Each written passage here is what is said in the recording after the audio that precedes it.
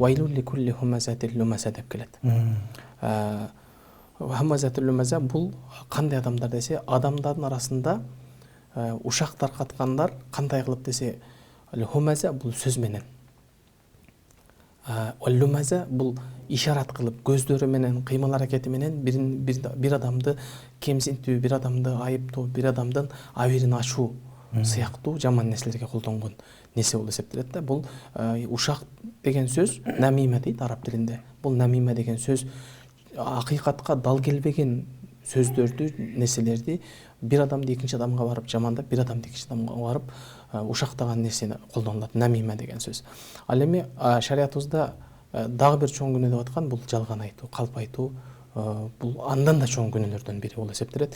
Мына ошондуктан дагы пайгамбар саллаллаху алейхи вассаламдын өзүнүн бир хадисинде ушундай деп айтат: мусулман адам нафсине азгырылып күнөө иш кылып коюшу мүмкүнбү дейт да. Күнөө дегенде кандай, мисалы урлук кылып коюшу мүмкүнбү дейт. Урлук кылып коюшу мүмкүн дейт. Андан кийин мусулман адам арак ичип коюшу мүмкүнбү дейт пайгамбарыбыз. Арак ичип коюшу мүмкүн дейт да.